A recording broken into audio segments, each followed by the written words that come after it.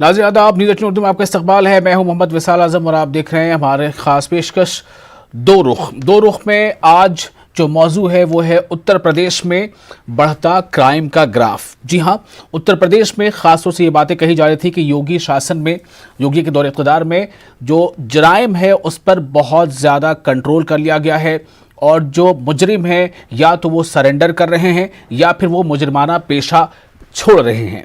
लेकिन हालिया हफ्तों में या फिर हम कह लें कि बीते महीने में ऐसे कई वाक़यात उत्तर प्रदेश के कई ज़िलों से आए हैं जिनमें ख़ास तौर से मर्डर और लूट कांड और रेप जैसे वाक़यात बहुत ज़्यादा बढ़ गए हैं। और इस क्राइम ने एक बार फिर से सवाल खड़ा कर दिया है कि क्या उत्तर प्रदेश में वाकई कानून जो है उसका पालन सही से हो पा रहा है। एक सबसे अहम खबर अभी ये भी है कि उत्तर प्रदेश में जो प्रयागराज है वहाँ के एसएसपी को सस्पेंड कर दिया गया है और उनके सस्पेंशन के पीछे की वजह ही बताई जा रही है कि एसएसपी अभिषेक दीक्षित का सस्पेंशन इसलिए हुआ है क्योंकि प्रयागराज में वो जो जराइम है उस पर वो काबू पाने में नाकाम रहे हैं। ख़ास तौर से उसमें जिक्र है कि जो एक नए किस्म का वहाँ पर जो है लूट कांड वो बहुत ज़्यादा इन दिनों सुर्खियों में है।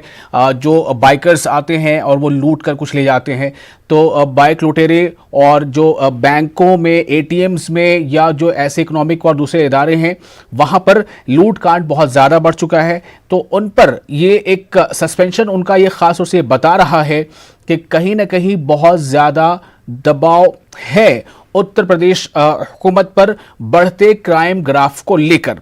तो आज हम इस पर दो रुख जानने की कोशिश करेंगे कि जो बरसर इक़्तिदार जमात है बीजेपी, उसका रुख क्या है इस बार इस ऐसे तमाम मामलों को लेकर।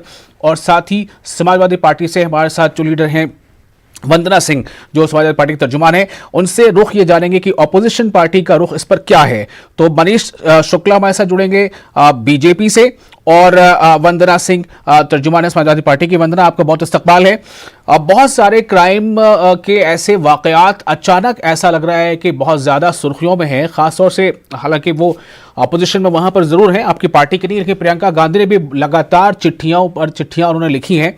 और वो मैनपुरी हो या फिर वो मेरठ का मामला हो या फिर वो कुशीनगर ज़िले के एक गांव में कुछ ऐसी एक मॉब लिंचिंग के वाक़यात हो गए। और अभी जो एनसीआर का जो एरिया आता है वहाँ पर एक मॉब लिंचिंग हो गई। अब कई तरह के ऐसे मामले आ रहे हैं।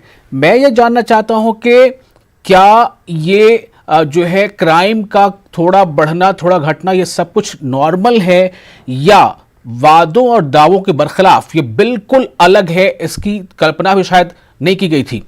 अब बता दें कि मनीष शुक्ला जी हमारे साथ जुड़ चुके हैं। तो पहले चूंकि मैंने वंदना का इस्तकबाल किया है, सवाल वंदना आपसे ही। जो हमारे देश की स्थिति है, हमारी अर्थव्यवस्था तितर बितर हो चुकी है और जो हमारा नौजवान है हमारे देश का, देखिए 60% के करीबन जो हमारी यहाँ की पॉपुलेशन वो बिलो 28 है, 28 की उम्र के नीचे है। उनके एस्पिरेशंस हैं, जब वो नहीं मिलते हैं, उनको नौकरियां नहीं मिलती हैं, तो वो क्या करते हैं, वो इन्हीं सब हरकतों में आते हैं। तो हमारी जो परिस्थिति है, जो आज के जो ये ग्राफ बढ़ रहा है, इसमें काफी कुछ आप कहेंगे बेरोजगारी है, बेरोजगारी की जिम्मेदारी है, जिससे कि युवा जो है ये सब कर रहा है। आज आप उत्तर प्रदेश की बात कर रहे हैं, आज मैंने अखबार में पढ़ा, इतना दुख भी हुआ और शर्म भी आई कि 90 साल की महिला को एक 32 साल के व्यक्ति ने रेप किया, बलात्कार किया। अब आप बताइए, इससे दर्दनाक और इससे शर्मसार घटना क्या हो सकती है? 90 साल की महिला। तो ये जो हो रहा है, ये हमारा जो लॉकडाउन, जो बिना किसी प्लानिंग के, बिना किसी आपने 24 घंटे क्या, आपने तुरंत 4 घंटे 8 घंटे जैसे कि हमारे प्रधानमंत्री जी करते हैं, तुरंत लॉकडाउन कर दिया। उसके बाद से हमारी अर्थव्यवस्था तितर बितर होती चली जा रही है, जो संभलने को नहीं आ रही है। तो जब नौजवान के पास नौकरी नहीं है, खाने को इनके पास 2 वक्त की रोटियां नहीं है, तो वो क्या करेंगे? ये हालात जो है, ये समाज में जो आज जो खड़े हुए हैं, ये बद से बदतर होते चले जा रहे हैं जी। तो इसके लिए आपको कोई प्लानिंग बनानी चाहिए, इसके लिए आपको सोचना चाहिए था कि अगर हम ऐसा करेंगे तो इसका क्या होगा। ये बायोलॉजिकल वॉर जो है उसमें जो हम हार चुके हैं, हम हार रहे हैं, हमारा देश। तो वंदना, मैंने हमारी कोई ये प्रिपरेशन जानना नहीं चाहा है था आज। कि यूपी में क्राइम का बढ़ता ग्राफ, आपने न सिर्फ ये कि आपने अपने नज़रिए में आपने इसे माना, बल्कि आपने इसकी वजह भी बताई। तो अहम ये है कि आपके इस बात को तस्लीम किया जाए, यानी आप मानती हैं कि उत्तर प्रदेश में दावों के बरक्स, उसके उलट जो क्राइम का ग्राफ है वो बहुत ज़्यादा बढ़ गया है। बिल्कुल बढ़ गया। आप देख लीजिए, आप डाटा उठा के देख लीजिए। मेरे कहने, आपको मेरी बात सुनने की जरूरत नहीं है, आप देख लीजिए, पिछला डाटा देख लीजिए। अभी मैं यही देख रही थी, चेक कर रही थी कि कैसा बढ़ता जा रहा है। औरतों के खिलाफ क्राइम बढ़ते जा रहे हैं, वायलेंस, डोमेस्टिक वायलेंस बढ़ते चले जा रहे हैं। अब और क्या बताएं आपसे। तो ये जो परिस्थिति हम आज है हमारे सामने, इसका निवारण जल्दी से जल्दी होना चाहिए। कोई ना कोई सरकार को प्लानिंग लेके आनी पड़ेगी, सिर्फ कागजों पे नहीं, इसको जमीन पे उतारना पड़ेगा। सिर्फ लेकिन वादों से काम नहीं चलेगा। वंदना, ऐसा भी दावा ये भी किया गया था कि उत्तर प्रदेश में अब कानून का राज है और जो जराइम पेशा अफराद हैं वो या तो सरेंडर कर रहे हैं, जराइम छोड़ रहे हैं, या फिर वो दूसरे किसी मतलब उत्तर प्रदेश को छोड़कर चले जा रहे हैं, या फिर उनको कानून के सामने भुगतना पड़ रहा है उनका अंजाम, और इस वजह से वहां पर क्राइम बहुत काबू में आ गया है। ऐसा है तो फिर ये डाटा क्या बता रहे हैं, आप ये बताइए, क्या ये गलत है? ये मैंने तो नहीं इन्वेंट किए, मैंने तो नहीं बनाए। ये आपके सामने है रिपोर्ट्स, जो आज की तारीख में जैसे हालात हैं। आपने अभी खुद ही बताया, इलाहाबाद में एसपी को उसको सस्पेंड करने की क्या ऐसी आवश्यकता पड़ी? नहीं, उसके पीछे तो बताता एक ग्राउंड दिया गया है कि एसएसपी जो थे इलाहाबाद के, हालांकि उनको 3-4 महीने कबल ही वहां पर रिपोर्ट किया गया था अभिषेक दीक्षित, क्योंकि उन्होंने बिल्कुल क्राइम को कंट्रोल नहीं कर पाए। इस वजह से हमारे साथ मनीष शुक्ला जी जुड़ चुके हैं। मनीष शुक्ला जी, आपको आवाज मिल पा रही है मेरी? मिल रही है। जी बिल्कुल। आपका इस्तकबाल है दो रुख में, और सवाल यही है कि उत्तर प्रदेश में क्राइम का ग्राफ अचानक बहुत तेज हो गया है, ऊंचा जा रहा है, इस पर क्या कहना है आपका? देखिए, मैं उस पर आने के पहले एक बात जरूर कहना चाहूंगा कि अभी मैडम ने कहा कि बेरोजगार जो होंगे वो 90 साल की महिला के साथ रेप करेंगे। मैं इससे इत्तेफाक नहीं रखता। मैं दूसरी बात पे आता हूं, जो आपका सवाल है मुख्यतः। नहीं, मतलब ये बेरोजगारी को आप रेप से मत जोड़िए, कम से कम प्लीज। ये मानसिकता होती है, ये गलत मानसिकता के लोग, उनका पेट भरा होगा तो भी करेंगे। जानती हूँ, ये फ्रस्ट्रेशन है। ठीक है, मैम आपको सुन रही है, लेकिन मेरे सवाल का जवाब पहले आप इस पर दे दीजिए कि क्या आपका नजरिया इस पर क्या है? क्या आप इस बात को मानते हैं कि उत्तर प्रदेश में क्राइम का ग्राफ अचानक बहुत बढ़ गया है? अभी एसएसपी प्रयागराज को सस्पेंड किया गया इसी वजह से कि वो क्राइम को कंट्रोल नहीं कर पाए, क्या आप मानते हैं? देखिए, भारतीय जनता पार्टी की सरकार उत्तर प्रदेश में करप्शन फ्री और क्राइम फ्री उत्तर प्रदेश के नारे की सहायता आई थी, और हमने सरकार बनने के बाद लगातार अपराधियों पर कार्रवाई सुनिश्चित की है। अभी जो विधानसभा बीती है, यानी करीब 20-25 दिन पहले, उसमें सरकार ने अपराध पर अपना पक्ष रखा है। 2016-17 के तुलना में 2019 और 20 में डकैती के मामले में 74.5% की कमी आई है। लूट के मामले में 65.3% की कमी आई है। हत्या के मामले में 26.43% की कमी आई है। ये सरकार ने विधानसभा के अंदर रखा है, जहां समाजवादी पार्टी के भी सदस्य होते हैं, वहां कोई अपोज नहीं हुआ था। एक बात। दूसरी बात मैं कहना चाहता हूं कि उर्दू का अखबार है, इसलिए ट्रिपल तलाक की भी बात करूंगा। ट्रिपल तलाक के सबसे ज्यादा मुकदमे 1434 मुकदमे उत्तर प्रदेश में ही कायम हुए, और 265 लोग को उसमें गिरफ्तार किया गया है। यानी हम लोग उस पर लगातार काम कर रहे हैं। जो प्रयागराज की घटना का जिक्र आप कर रहे हैं, निश्चित रूप से कानून व्यवस्था की स्थिति सुदृढ़ हो, जो क्राइम घटे हैं और घटे न्यूनतम स्तर पर आए, इसके लिए सरकार लगातार कवायद करती है। उसमें विफल रहने पर उनको निलंबित किया गया। इसके अतिरिक्त अन्य भी कारण रहे हैं, उसमें उसका भी उल्लेख है।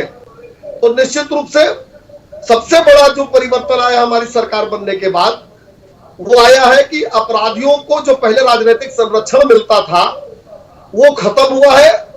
पुलिस के हाथ खोले गए हैं कि अपराधियों के ऊपर कार्रवाई सुनिश्चित किया जाए। पहले एक छोटी सी घटना का जिक्र करके मैं अपने सरकार के समय की बात करूंगा। यही शाहजहांपुर में जागेंद्र एक पत्रकार को जलाकर मार दिया, आरोप लगा एक मंत्री राममूर्ति वर्मा पर। और उसकी जो आपस में जो समझौता हुआ, वो समझौता मुख्यमंत्री आवास पे अखिलेश यादव जी के सामने होता रहा। यानी तब मुख्यमंत्री तक इन्वॉल्व होते थे कि अपराधियों में और जो पीड़ित है उसमें समझौता हो जाए। अगर मैं बात करूं मंडल वाइज, तो 20 इस पे थोड़ा रिएक्शन लेते हैं, वंदना जी का रिएक्शन लेते हैं, फिर आपके पास आएंगे। वंदना जी, आपका जो दावा था, आपकी जो बातें थी, उसको सिरे से नकार रहे हैं मनीष शुक्ला जी। उनका कहना है कि पहले के मुकाबले उत्तर प्रदेश में बहुत कुछ बेहतरी हुई है और क्राइम या क्रिमिनल्स वहां अब ना के बराबर है। मनीष भाई साहब, आप पहला, पिछला और अगला भूल जाएं, आप अभी वर्तमान में रहें, वर्तमान की स्थिति देखिए। यहाँ डिबेट हमारा आपका नहीं हो रहा है, यहाँ सवाल राजनीतिक पार्टियों का नहीं हो रहा, सवाल देश का उठ रहा है, सवाल उत्तर प्रदेश का उठ रहा है। उत्तर प्रदेश हमें भी उतना ही प्रिय जितना आपको है। रहा सवाल पत्रकारों के मर्डर और कत्ल होने का, अभी आप बताएं कितने पत्रकारों का मर्डर हुआ है और उनमें क्या हुआ है, कैसे हुआ है, आप इसका भी जवाब दे दे। तो ये अखिलेश यादव जी के बारे में बात करके या फिर आप फ्यूचर की बात कर रहे हैं, वो ठीक नहीं। हम वर्तमान में आ जाएं तो ज्यादा बेहतर होगा। वर्तमान की जो स्थिति है उसको आप सुधारें, पिछली सरकार और अगली सरकार पर ना जाए तो ज्यादा बेहतर होगा। अब ये सवाल हमारे देश का है, हमारे नौजवानों का है, हमारे देशवासियों का है। ये सवाल किसी राजनीतिक दल का नहीं है। अब ये तो हम लोग इस पे जरा गौर करें तो ज्यादा बेहतर होगा। और आपको पता है कि प्रवासी जो लौटे हैं अभी उत्तर प्रदेश, उनकी क्या स्थिति है? जी, आप मनीष जी, आपको किसी बात पे तुरंत अगर कुछ कहना है तो आप कह सकते हैं। बेहतर है कि अपनी बारी का इंतजार करें, लेकिन अगर आपको कुछ याद आता है, आप इन्हें कुछ बताना चाहते हैं, बिल्कुल कर सकते हैं। वो आपकी आवाज सुन रही है और वंदना को आपकी आवाज मिल रही है और आप वंदना को भी सुन पा रहे हैं। जब तुलनात्मक बातें होंगी, आखिर हमारी सरकार में बेहतर क्या हुआ, इसकी बात कहने के लिए मुझे पिछली सरकार के लिए के जो आंकड़े उससे तुलना तो करनी पड़ेगी।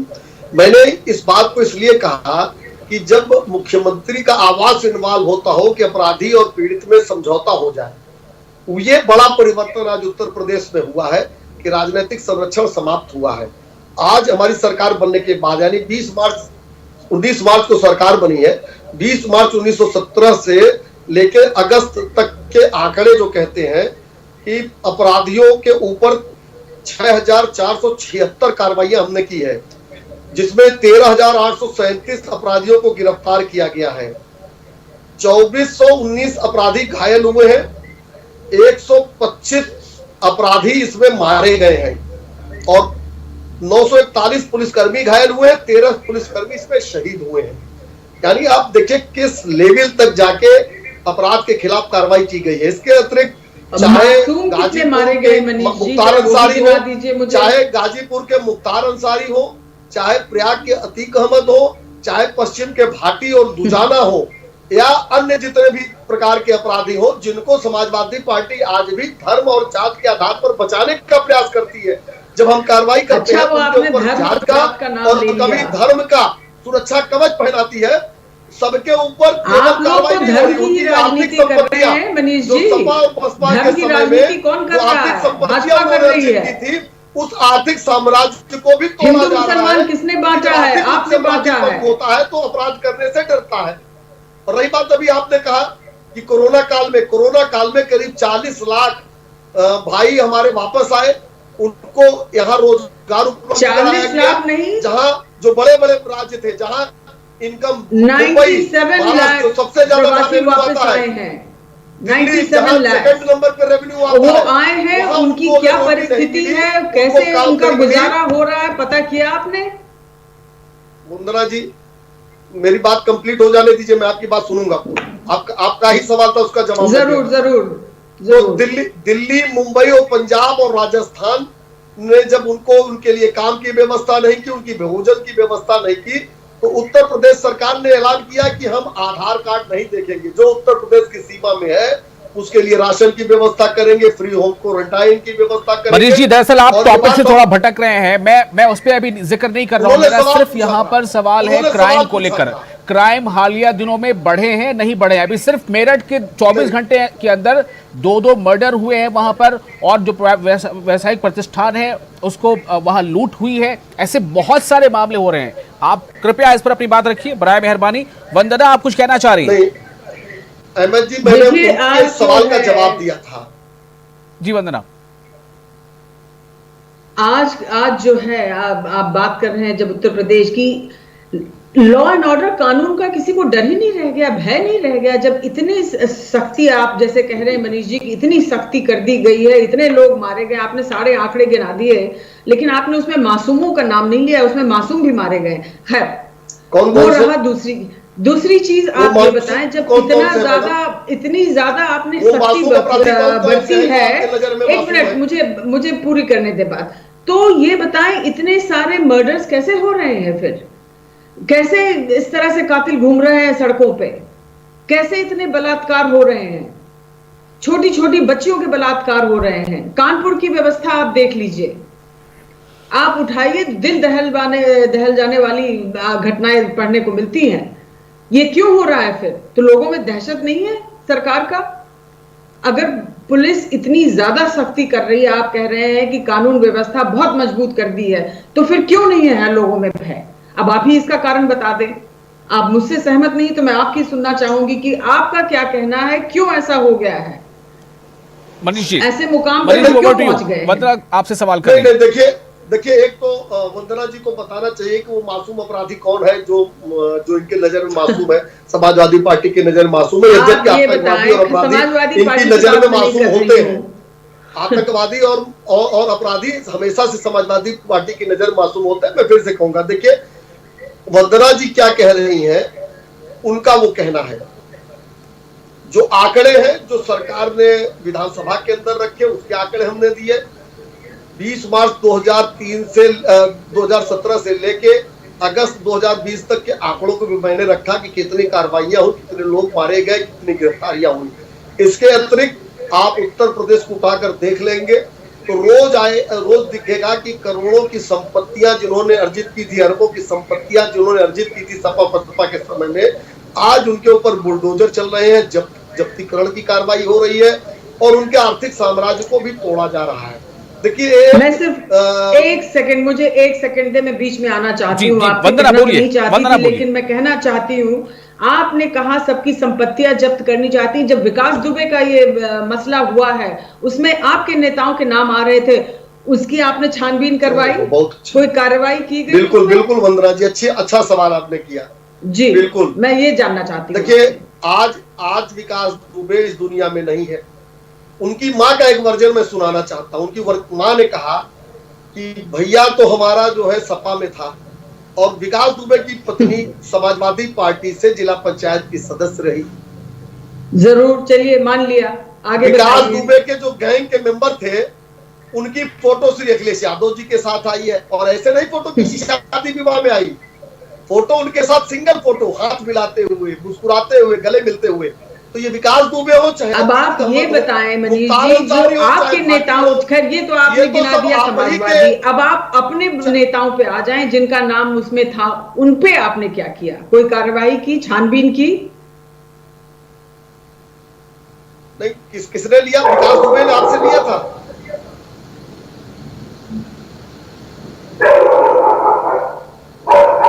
जी, आपको आवाज मिल पा रही है वंदना? मनीष जी, आपको आवाज मिल रही है? अब मुझे मिल रही है जी। आप दोनों का रुख हमें जानना है। आपका रुख क्या है बढ़ते क्राइम को लेकर? हालांकि आपने रिपोर्ट्स रखी, लेकिन नेशनल क्राइम रिकॉर्ड ब्यूरो जिससे लेटेस्ट रिपोर्ट जो दी है 2018 के बाद, उसकी रिपोर्ट अभी आई नहीं है। उस रिपोर्ट के मुताबिक भी जो सबसे ज्यादा क्राइम अगेंस्ट विमेन है वो उत्तर प्रदेश में हुआ था। मैंने सिर्फ एक आपके रिपोर्ट डेटा के जवाब में एक डेटा दिया है। बहरहाल आप उसको बता रहे हैं कि नहीं, उत्तर प्रदेश में बहुत कुछ बेहतर है, तो आपका नजरिया है। वंदना आपसे कुछ सवाल कर रहे हैं मनीष जी, आपको आवाज मिल रही है? हाँ आ रही है, कभी कभी बीच में ब्रेक हो जाती है। जी आजम साहब। जी हाँ, बोलिए मनीष जी। देखिए आजम साहब, आपने भी एनसीआरबी की रिपोर्ट का जिक्र किया।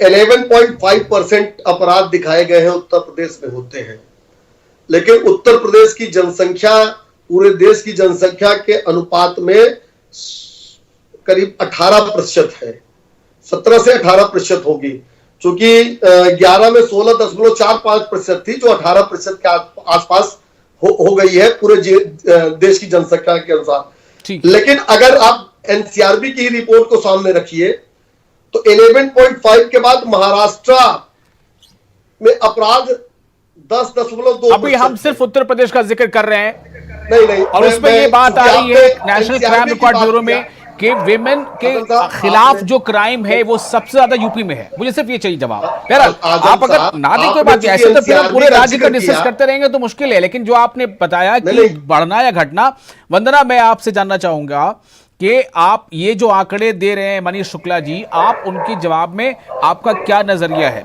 जाहिर है जो आंकड़े हमारे पास आते हैं वो ऐसा नहीं होता कि पिछले महीने का आंकड़ा अभी आ जाता है। 2018 का आंकड़ा आया तो 19-20 का भी आने में वक्त लगेगा, लेकिन जो हालिया वाकयात हैं बात उसकी हो रही है। मनीष जी, मैं आपसे महिला होने के नाते सवाल करना चाहती हूँ। आप भूल जाएं एक मिनट के लिए राजनीतिक पार्टियां वगैरह, कितनी हम महिलाएं वहां सुरक्षित हैं उत्तर प्रदेश में आज की तारीख में? आप मुझे इसका जवाब दे दें। जब महिलाओं पर अत्याचार होता है, एक मिनट में मुझे अपना सवाल पूरा कर लेने दें, तब मैं आपका जवाब सुनना चाहूंगी। जब कोई भी अत्याचार कुछ भी होता है औरतों के खिलाफ, तब कहा जाता है कि कार्रवाई हो रही है। कार्यवाही के बाद फिर वो कार्यवाही ही होती है, उसके बाद फिर कोई रिपोर्ट नहीं आती है। उस कार्यवाही के बाद भी लोगों के इतने हौसले बुलंद हैं कि दूसरे दिन ही फिर दूसरा मसला चला आता है बलात्कार का, और छोटी छोटी बच्चियों पे। चलिए, उनका सवाल पूरा हुआ। खास तौर से मनीष जी, ये प्रोग्राम जो है वो दो रुख है, किसी भी मौजू या किसी भी टॉपिक पे दोनों का रुख क्या है, इसलिए हमारी कोशिश होती है कि ज्यादा से ज्यादा हम आप दोनों को ही बोलने दें। जी, उनका सवाल आपके लिए। देखिए, अभी जब हम आप बैठे हैं तो किसी एक स्पेसिफिक घटना का जिक्र तो वंदना जी ने नहीं किया। अगर आंकड़ों की बात करेंगे तो मैंने कहा कि विधानसभा के अंदर जो सरकार ने आंकड़े रखे हैं 2016-17 यानी अखिलेश यादव जी की सरकार के अंतिम वर्ष और हमारा जो रिसेंट वर्ष बीता है उसके अनुसार आंकड़ों को रखा गया है। उसमें मैंने परसेंटेज, मैडम अब पूरा हो जाने दीजिए, मैं महिलाओं की बात कर रही हूँ, पूरी बात को आ जाने दीजिए, मैं आ रहा हूँ उसी तो अंतिम वर्ष का रखा गया है, उसके अनुसार अपराध कम हुए हैं। एक बात मैं बहुत ही विश्वास पूर्वक कहना चाहता हूँ कि आज सरकार इस बात के लिए प्रतिबद्ध है कि महिलाओं के सम्मान और सुरक्षा बचा रहे, उनको सम्मान पूर्वक जिए, स्कूल जाए। और पहले की सरकारों में जो हाल था कि सरकार के मुखिया कहा करते थे कि लड़कों से गलती हो जाती है या ये ऐसे ही चलने देना चाहिए, या तमाम बड़े लोग जो इस तरह की बातें बोलते थे, आजम खान जी से लेके और इस तरह की बातें बोलते थे नारियों के प्रति। मैं वंदना जी से पूछना चाहता हूं कि जो सवाल आप हमसे पूछ रही हैं, क्या कभी आपने अपने नेताओं से पूछा कि हम आपके साथ कैसे काम करें जब आप कहते हैं लड़कों से गलती हो जाती है?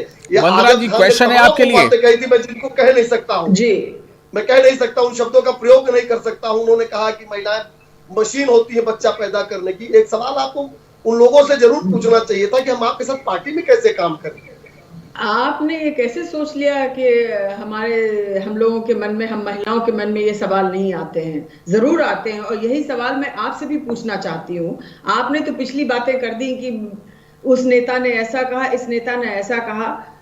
आपके ही राज्य में लड़की जिसने बलात्कार का आपके नेता के ऊपर लगाए थे आरोप, वो नेता अस्पताल जाता है, अस्पताल में भर्ती होता है, वहां से वो बेल होके बाहर आ जाता है और लड़की जेल में बंद है।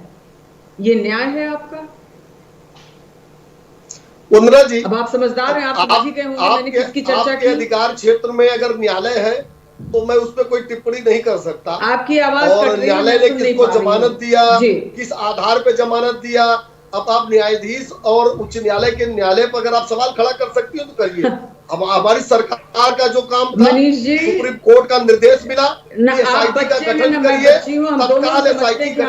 मैडम, आप भी जानते हैं, मैं भी बोल रही हूँ, मैं क्या सवाल का जवाब आ जाने दीजिए। मैं बता रहा हूँ आपको कि जो प्रकरण आया उसमें माननीय सर्वोच्च न्यायालय ने स्वतः संज्ञान लिया।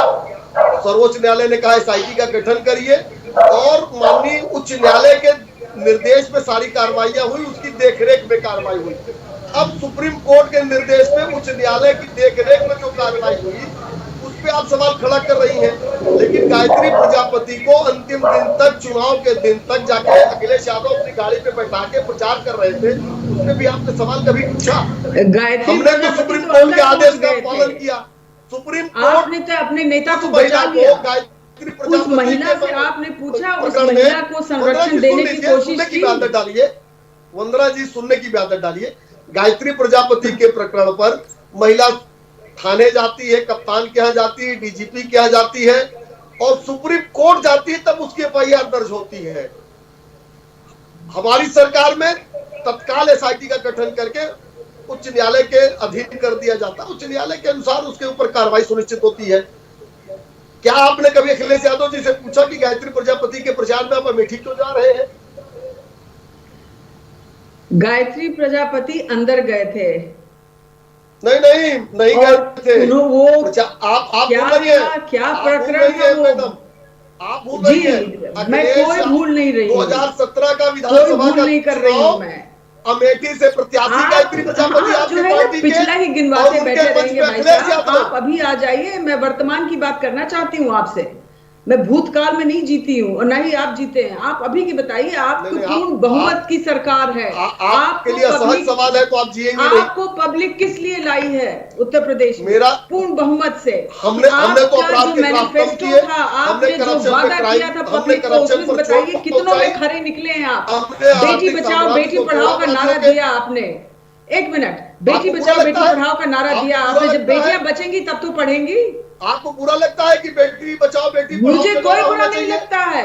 मैं पहले महिला हूं कि किसी पार्टी की सदस्य हूं। मनीष जी, तो मैं वंदना जी, महिला बहुत होने के शुक्रिया नाते आप दोनों आपसे का। पूछ रही हूं। आप दोनों को बोलने का पूरा मौका मिला और किसने क्या बोला, किसने वर्तमान की बात की यानी हाल की, और कौन जो है तारीख के गलियारों में घूमता रहा। हमारे नाज़रीन बहुत समझदार हैं, सब समझते हैं, क्योंकि एक बात भी है कि पब्लिक है, सब जानती है। बहुत शुक्रिया आपका दो रुख पे अपना वक्त देने के लिए। आदाब।